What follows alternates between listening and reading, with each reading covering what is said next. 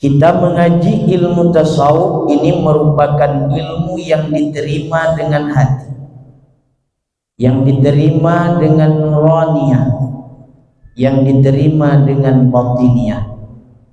Karena ilmu tasawuf adalah seputar ilmu yang membicarakan rukun agama yang ketiga, yaitu adalah rukun agama ihsan. Rukun agama kita itu 3. Yang pertama adalah Islam, yang kedua iman, dan yang ketiga adalah ihsan. Nah, ilmu tasawuf ini membicarakan 3 rukun, namun yang paling dominan adalah membicarakan mengenai tentang ihsan. Rasulullah Shallallahu Alaihi Wasallam bersabda mengenai tentang rukun ihsan, beliau berkata, sembahlah Allah seolah-olah engkau melihat Allah, tapi bila mana tidak engkau melihat Allah, bahwa Allah Subhanahu wa Ta'ala melihat engkau. Berarti tuntutan pertama Nabi kepada kita adalah menyembah Allah karena kita melihat Allah. Dan bila mana kita tidak melihat Allah, memang di dunia ini kita tidak melihat Allah dengan mata kasar kita, tapi kita melihat Allah dengan mata batin kita, maka yakinlah Allah Subhanahu wa Ta'ala melihat kita.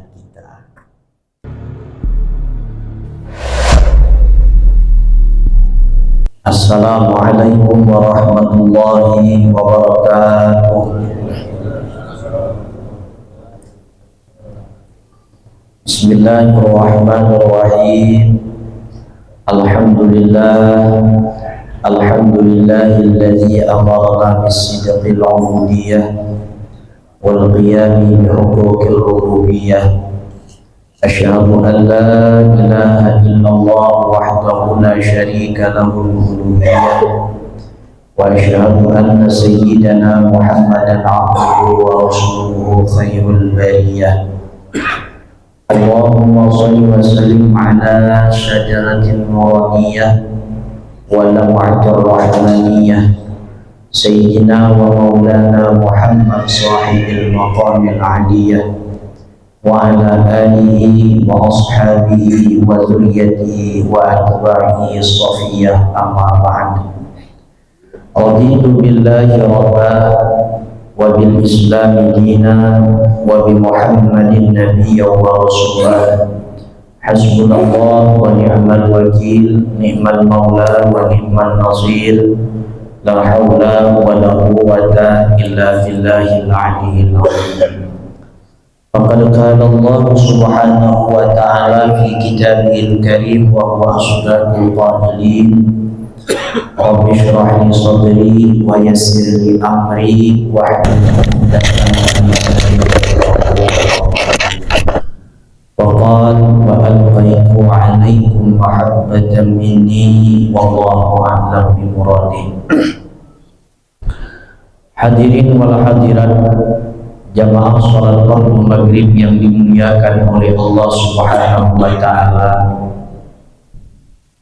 segenap jamaah yang dalam hal ini tentunya tidak dapat saya sebutkan namanya satu persatu, namun tidak mengurangi rasa hormat dan ta'zim saya kepada orang-orang tua, tuan-tuan haji.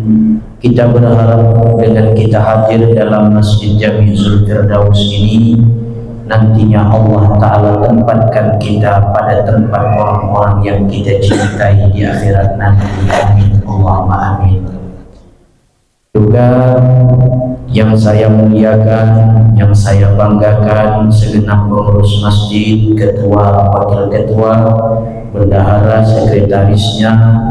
Kita berharap semoga kita semua senantiasa dalam lindungan rahmat kasih sayang Allah Subhanahu wa Ta'ala. Tidak luput pula puja dan puji syukur kita haturkan kepada Allah Subhanahu wa Ta'ala, Zat yang Maha Ghafur, yang senantiasa mengumpulkan kita pada tempat-tempat kebaikan. Kita berharap di saat kita berada atau berpijak pada tempat kebaikan, semoga Allah Subhanahu wa Ta'ala mengistiqomahkan kita untuk selalu melaksanakan ketaatan kepadanya dan membuahkan halawah rasa manis di saat kita menyebut namanya. Salawat dan salam tidak luput pula kita kirimkan buat ufaduka alam, buat ruh junjungan Nabi yang kita muliakan, Rasulullah bin Muhammad bin Abdullah, dengan bersama-sama kita mengucapkan kalimat Allahumma sholli ala sayyidina Muhammad wa ala ali sayyidina Muhammad. Semoga dengan kita bersolawat kepada beliau kita mendapatkan syafaat beliau kelak di hari kiamat nanti. Amin ya Allah ya rabbal alamin. Jamaah yang dimuliakan oleh Allah Subhanahu wa Ta'ala, malam ini kita membicarakan hikmah yang ke-77 dari Al-Hikam Imam Ibnu Athaillah As-Sakandari rahimahullah ta'ala. Al-Hikam merupakan bagian daripada ilmu tasawuf. Sebelum saya melanjutkan kepada hikmah yang ke-77, bila mana nanti menemukan kerancuan yang mungkin selama ini belum kita ketahui, atau barangkali ingatan kita kurang ingat pada apa yang telah kita ketahui, atau sama sekali kita belum mengetahui, bila mana nanti menemukan suatu hal yang bakal saya sampaikan agak sedikit bertentangan dengan akal dan wajib kita ketahui ini adalah bagian daripada ilmu tasawuf. Ilmu tasawuf adalah ilmu bukan hanya mengupas bagian zahir, juga adalah mengupas bagian batin, dan juga termasuk mengupas alam-alam, keadaan-keadaan sewaktu kita diciptakan oleh Allah Subhanahu wa Ta'ala. Jadi saya berharap jangan ada nanti statement, wah Pak Ustadz ini sesat, Pak Ustadz ini ngawur. Mungkin barangkali kita yang belum pernah mengaji sampai ke sana. Maka di depan saya sebutkan dahulu, yang sanggup dengar, yang tidak sanggup silakan untuk menjauh nantinya. Jamaah yang dimuliakan oleh Allah Subhanahu wa Ta'ala, kita mengaji ilmu tasawuf ini merupakan ilmu yang diterima dengan hati, yang diterima dengan nuraniah, yang diterima dengan batiniah. Karena ilmu tasawuf adalah seputar ilmu yang membicarakan rukun agama yang ketiga, yaitu adalah rukun agama ihsan namanya. Rukun agama kita itu tiga. Yang pertama adalah Islam, yang kedua iman, dan yang ketiga adalah ihsan. Nah, ilmu tasawuf ini membicarakan tiga rukun, namun yang paling dominan adalah membicarakan mengenai tentang ihsan.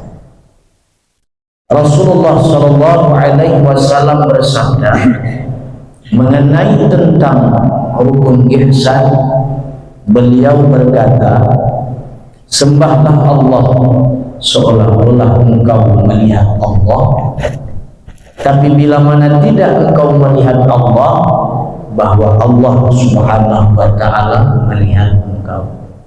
Berarti tuntutan pertama Nabi kepada kita adalah menyembah Allah karena kita melihat Allah. Dan bila mana kita tidak melihat Allah, memang di dunia ini kita tidak melihat Allah dengan mata kasar kita, tapi kita melihat Allah dengan mata batin kita, maka yakinlah Allah Subhanahu wa ta'ala melihat kita. Hikmah yang ke-77 bunyinya adalah matlabul arifina minallah as-sidqa fil ubudiyyah wal qiyam bihuquqir rububiyyah. Artinya adalah permintaan orang-orang yang ma'rifat kepada Allah Subhanahu wa ta'ala akan benarnya menjadi seorang hamba dan benarnya di dalam melaksanakan tugas selaku hamba. Satu. Yang kedua, permintaan dari orang yang arifin itu, orang yang arifillah adalah senantiasa melakukan hak-hak ketuhanan yang ada di dalam diri, yang ada di dalam dirinya. Syarahnya adalah matlabul arifina wa maqsuduhum minallahi ta'ala ayyarzuqahum as-sidqa fil ubudiyyah wal qiyam bi huquqir rububiyyah. Orang arifin itu tidak meminta lebih dari Allah Subhanahu wa ta'ala, terkecuali dua macam yang dipinta mereka, yang mereka harapkan dari Allah Subhanahu wa ta'ala. Yang pertama adalah benar di dalam menyandang pangkat seorang hamba dan benar di dalam melakukan ibadah, dalam penyembahan. Yang kedua, permintaan orang arif, keadaan mereka adalah selalu memperhatikan hak-hak Allah Ta'ala pada diri mereka. Dua macam yang menjadi fokus perhatian dari orang arif, yang mana dua macam tadi telah kita sebutkan. Jamaah yang dimuliakan oleh Allah Subhanahu wa ta'ala,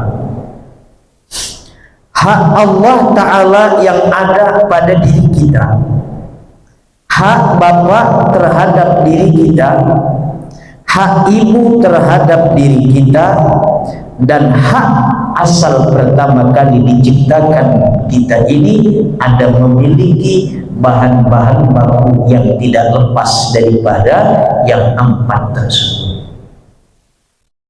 Agak pusing.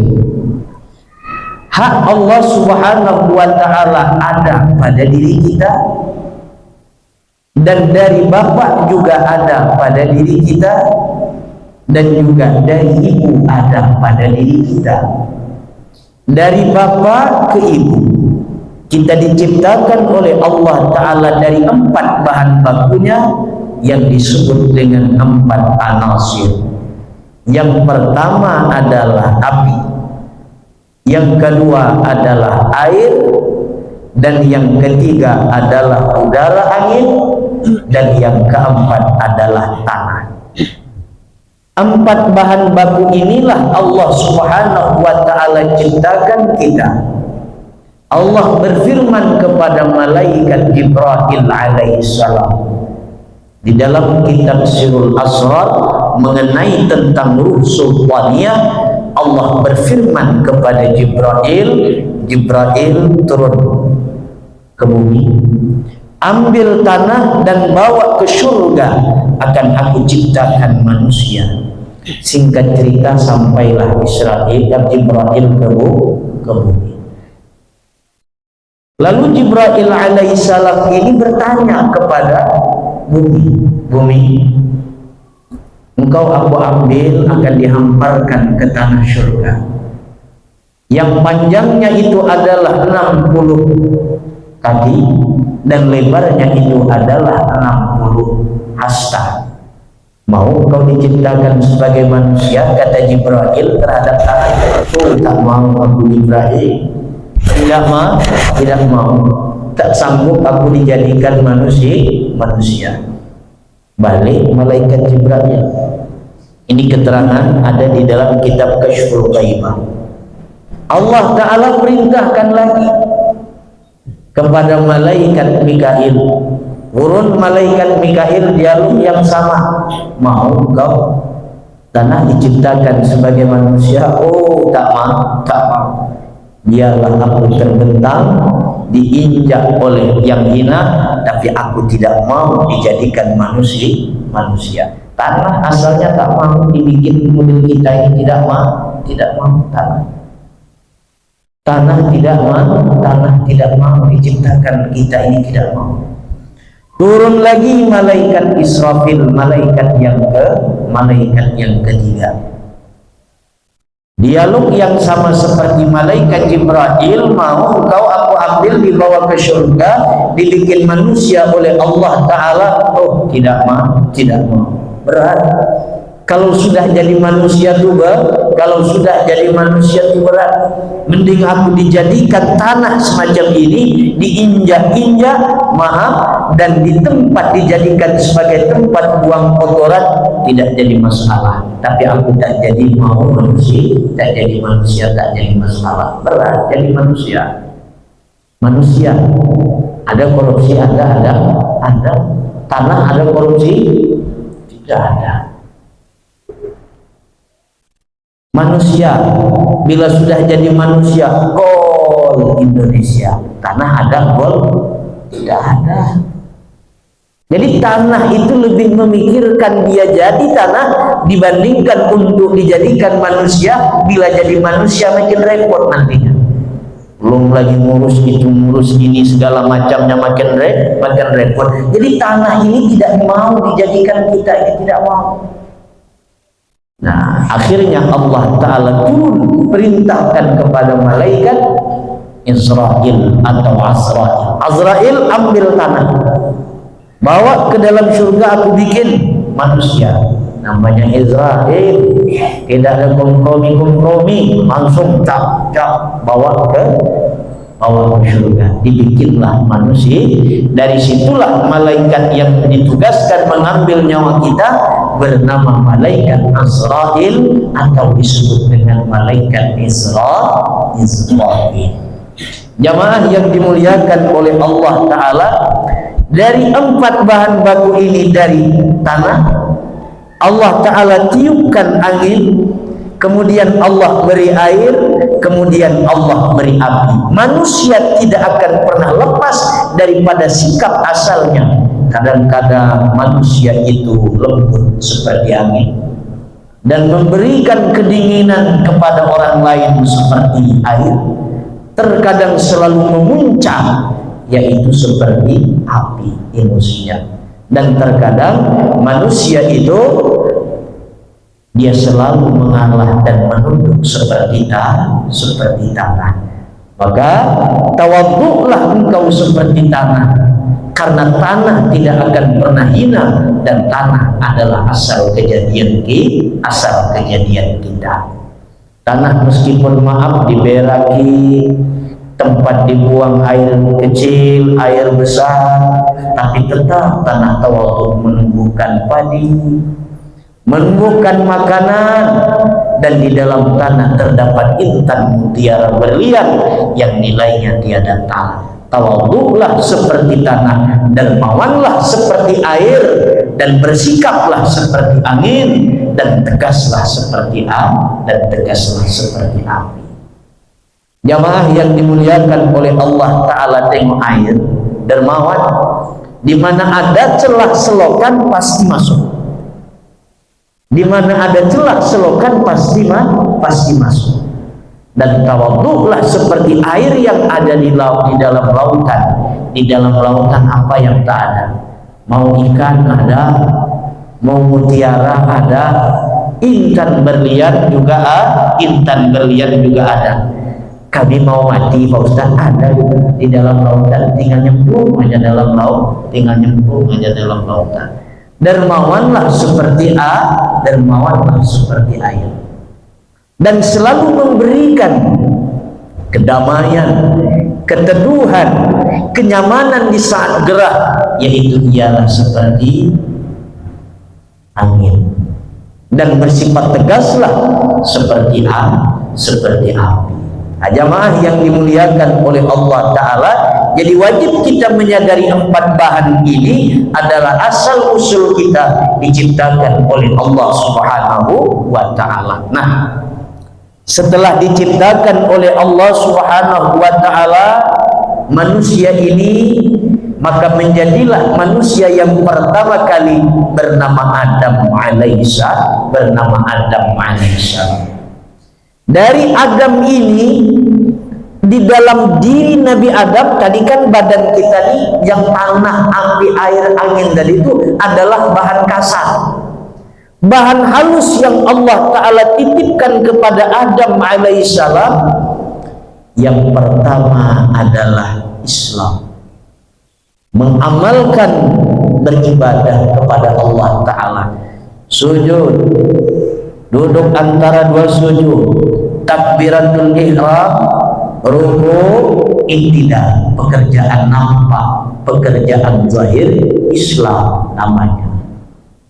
Dan untuk mempercayai bahwa yang disembahnya itu adalah Allah Ta'ala, sang pencipta alam yang tidak nampak dilihat oleh mata, tapi bisa dibenarkan di dalam hati, yaitu Allah Ta'ala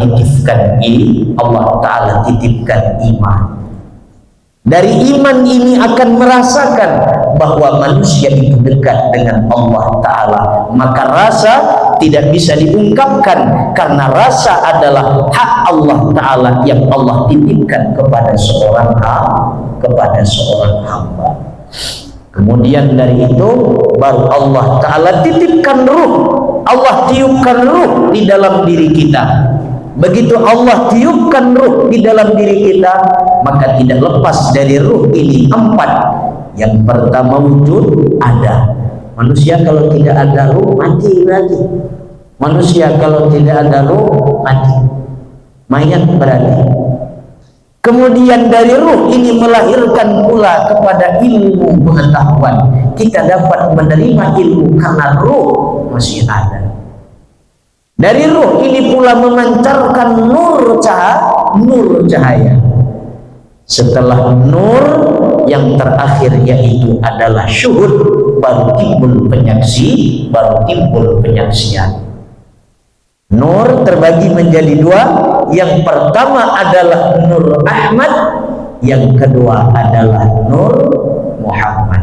Jadi kesimpulannya begini: setelah kita dijadikan oleh Allah Ta'ala manusia, Adam, Allah Ta'ala jadikan Nabi Adam alaihissalam. Di dalam diri Nabi Adam Allah titipkan yang pertama Islam, sesuatu yang abstrak. Allah Ta'ala titipkan iman supaya percaya kepada Allah. Si Adam ini tadi abstrak juga sifatnya. Kemudian Allah Ta'ala titipkan rasa, dan kemudian Allah Ta'ala titipkan roh. Maka 4 fungsi inilah agar supaya manusia itu kenal kepada Allah Subhanahu wa Ta'ala. Dan yang 4 ini sifatnya adalah abstrak. Ada yang tahu mengenai tentang roh? Tidak ada. Abstrak, roh abstrak. Ada yang tahu mengenai tentang hakikat Islam, warnanya kuningkah, hijaukah, birukah? Tidak ada yang tahu. Apakah warna sholat itu hijaukah, kuningkah, birukah? Tidak ada yang tahu. Abstrak. Mengenai iman pun demikian. Iman juga adalah abstrak. Dan juga rasa pun adalah sesuatu yang abstrak. Tidak ada yang tahu mengenai hakikat rasa. Dan sesuatu yang 4 ini tadi, rasa, Islam, iman, rasa, dan ruh, itu Allah Ta'ala kaitkan hanya kepada untuk dia, karena Allah Ta'ala sesuatu yang tidak nampak dengan kasat mata. Maka mengenal Allah Ta'ala itu dengan 3 yang sudah Allah titipkan kepada kita: Islam, iman, ruh, dan juga rasa. Jamaah yang dimuliakan oleh Allah Ta'ala, sudah dimengerti di dalam diri kita ini ada hak Allah Ta'ala. Kemudian kita lanjut, yang berikutnya adalah setelah Nabi Adam alaihissalam ini, dari Nabi Adam ini turunlah anak cucu Habil, Qabil, Khanun, dan kemudian segala macamnya. Maka tumbuhlah di situ perkawinan antara seorang ibu dan juga seorang ayah. Di dalam diri kita ini juga tidak lepas warisan dari seorang ibu, warisan dari seorang ayah. Dari bapak melahirkan otak, dari bapak melahirkan kulit, karena sifatnya laki-laki itu tahan. Dari bapak lahirlah pula urat yang melahirkan atas diri kita urat. Dari bapak melahirkan tulang keras, kan?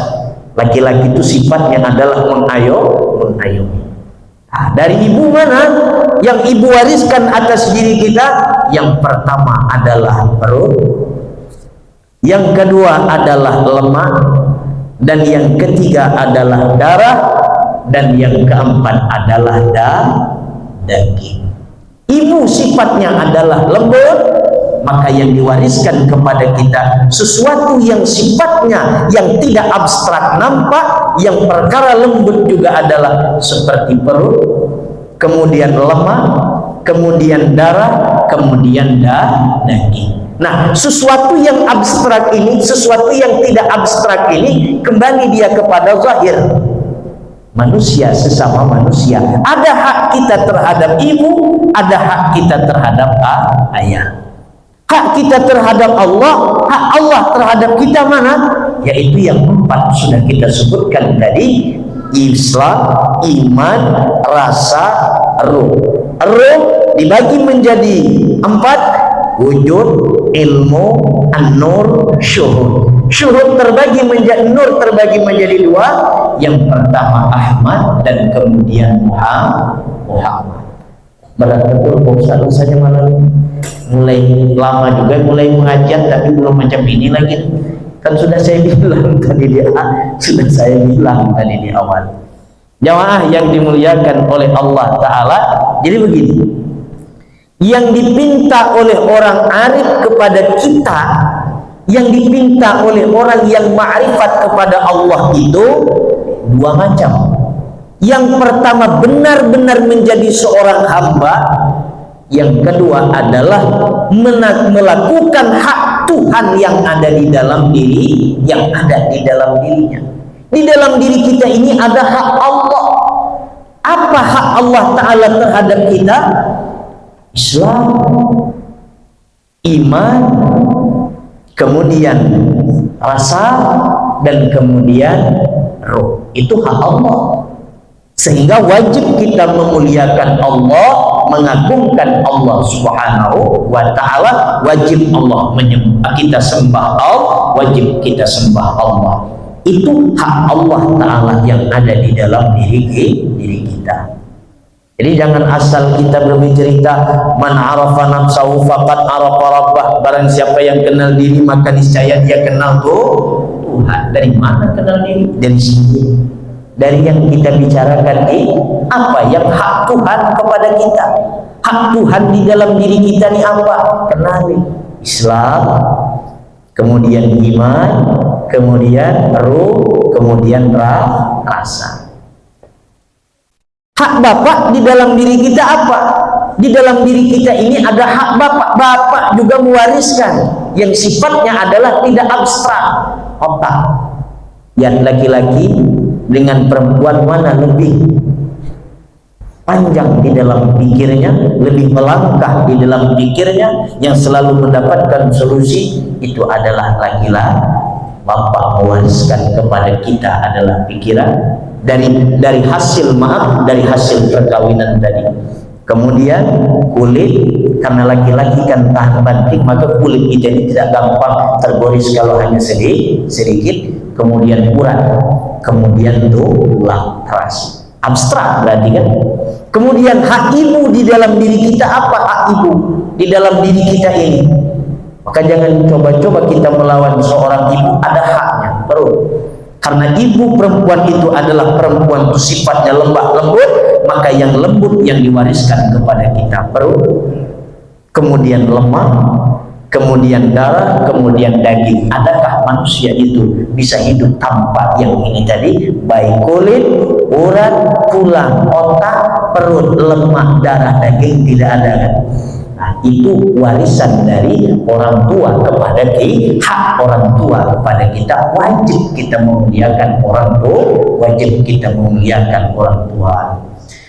Nah, baik bapak ataupun ibu keseluruhannya kullun minallah adalah pemberian dari Allah Ta'ala terhadap kita. Namun tidak bisa lepas, itu semua dari Allah Subhanahu wa Ta'ala.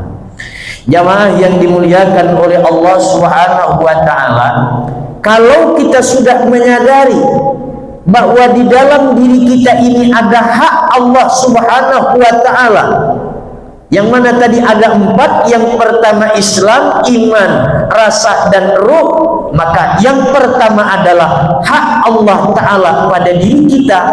Yang pertama adalah mencintai Allah.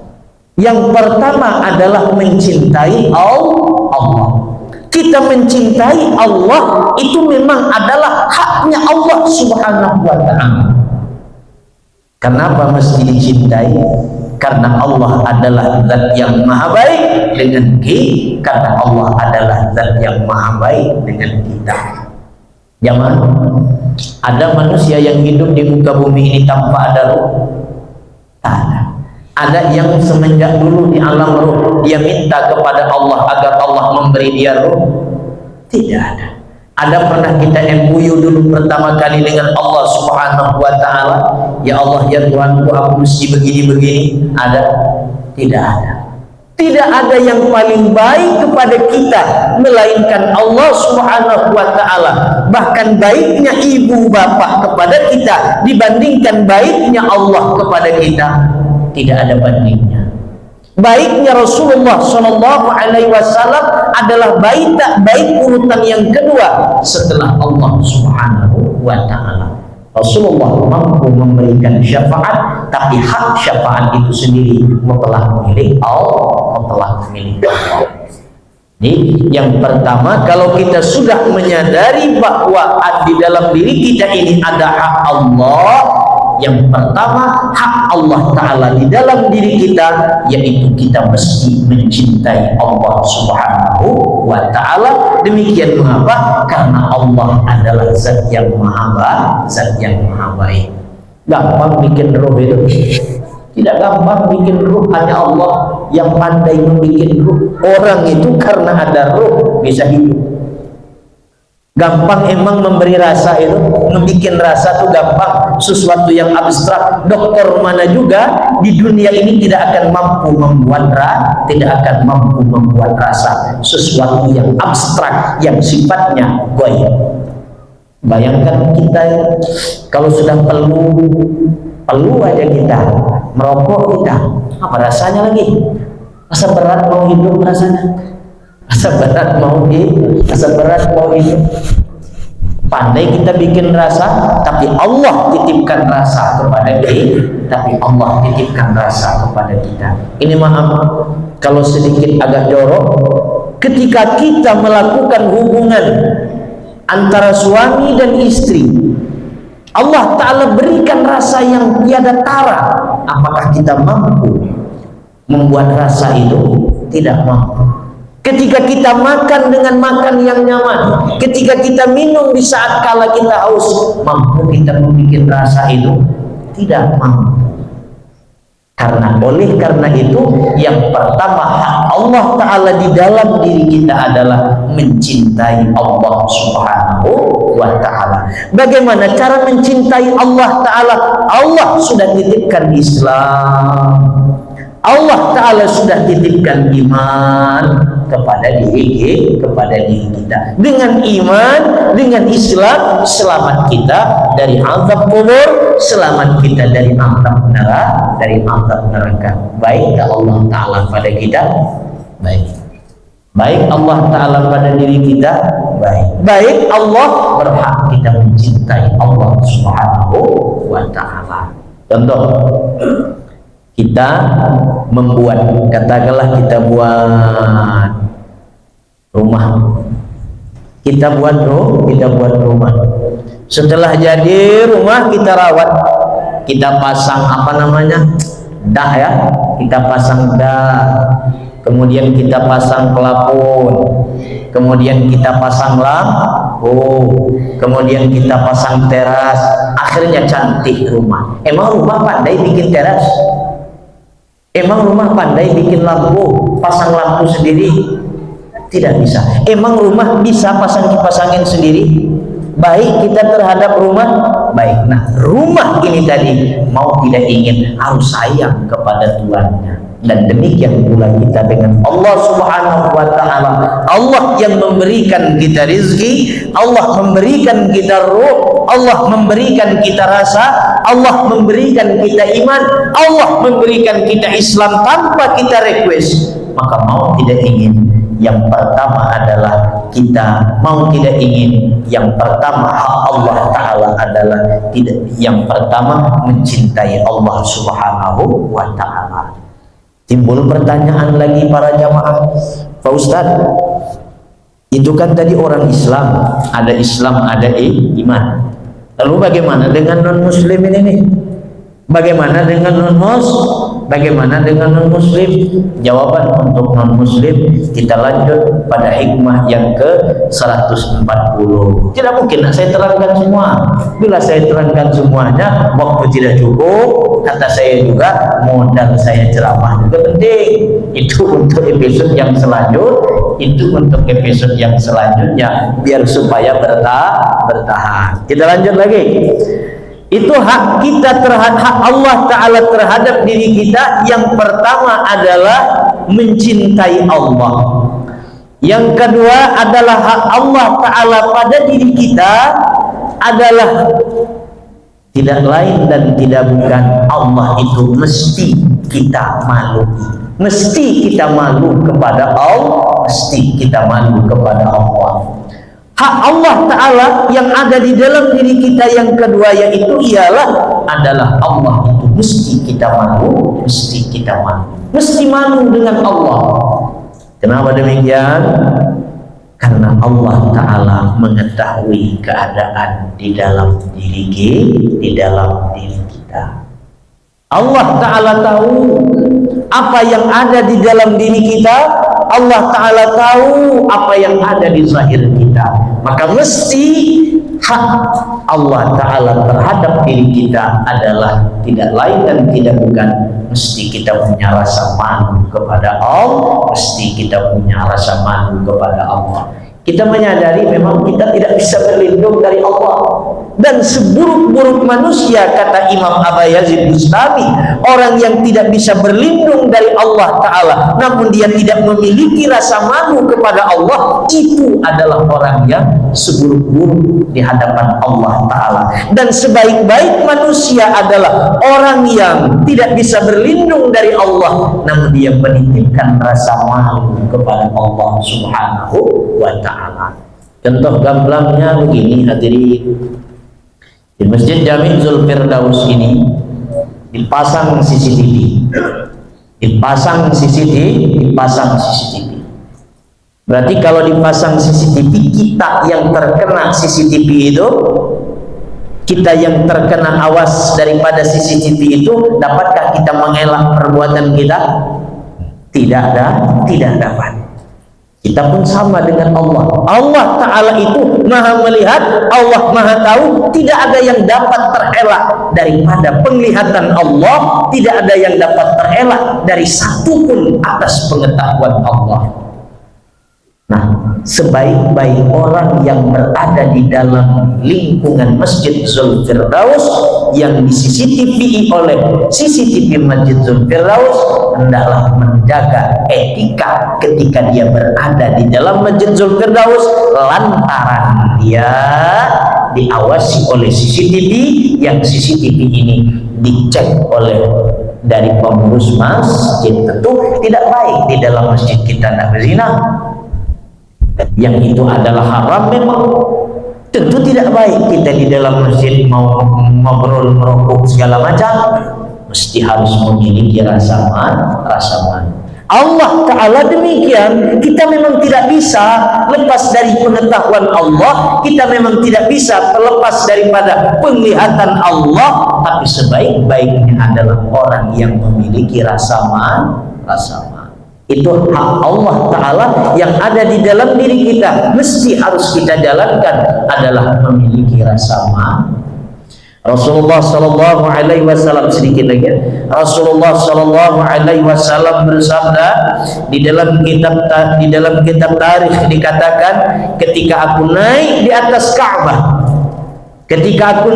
di atas Ka'bah, lalu angin menerpa aku, maka tersingkaplah jubahku, nampaklah betisku. Rasulullah Sallallahu Alaihi Wasallam buru-buru menurunkan jubahnya, lalu Rasulullah turun dari Ka'bah ke bawah sembari pucat wajahnya. Ditanya, kenapa wahai Rasulullah? Kenapa wahai Rasulullah wajahmu pucat? Karena aku malu dengan Allah dan aku juga malu kepada kalian. Mungkin beda dengan kita. Kalau kita sengaja ditampilkan memang betis. Jamaah yang dimuliakan oleh Allah Subhanahu wa Ta'ala, malu di saat kita melaksanakan ibadat pun kita malu dengan Allah. Segera sudah qomat berkumandang, maka bersegera pula kita mendahulukan saf-saf yang sudah disediakan. Demikian kenapa bersegeranya kita di dalam menjalankan perintah Allah Subhanahu wa Ta'ala. Jangan lagi majulah saf. Macam sap itu nyengat orang, macam sap itu gigit orang. Al-isyarah, al-isaratu fil ibadatil mamnu, mempersilahkan orang lain dalam urusan ibadat sementara kita tidak melakukan ibadat. Itu di dalam kaidah usul fiqh dicegah. Al-isaratu fil ibadatil mamnu, majulah. Budak kecil yang disuruh, jangan. Jamaah yang dimuliakan oleh Allah Ta'ala, jadi kesimpulannya adalah hak Allah Ta'ala yang ada di dalam diri kita baru dua yang kita bahas. Yang pertama adalah mencintai Allah, yang kedua Allah mesti dimalu. Intinya adalah permintaan orang yang arif billah itu kepada Allah Ta'ala cuma dua macam: benar menjadi seorang hamba, yang kedua adalah melakukan hak yang Allah Ta'ala yang ada di dalam diri kita. Insya Allah minggu akan datang akan kita lanjut pengertian daripada mengenai masalah hak Allah Ta'ala di dalam diri kita, dan juga benar menjadi seorang hamba dan benar di dalam melakukan ibadah. Mudah-mudahan kita membawa berkah, manfaat, anak juga kita dijadikan anak cucu yang soleh dan solehah. Di dalam diri saya pun ada hak mulut. Apa hak mulut? Ada hak mulut. Hak mulut saya mau minum, hak mulut saya juga mau ngobrol, mau merokok juga, ya kan? Oleh karena itu istirahat dulu. Insya Allah minggu akan datang kita lanjut lagi. Mudah-mudahan pengajian kita membawa berkah, umur kita dipanjangkan oleh Allah Ta'ala, rezeki kita dimudahkan oleh Allah dengan berkat Al-Fatihah. Bismillahirrahmanirrahim. Ya Allah biha, ya Allah biha, ya Allah biha husnul khatimah, ya Allah biha, ya Allah biha, ya Allah biha husnul khatimah, ya Allah biha, ya Allah biha, ya Allah biha husnul khatimah. Subhanallah wa bihamdihi amma yasifun wa salamun ala al-mursalin walhamdulillahi rabbil alamin. Taqabbalallahu minkum. Mohon maaf ta'ala min tariqah. Akhir kata saya, Allah maafin dalam kami dari. Assalamualaikum warahmatullahi wabarakatuh.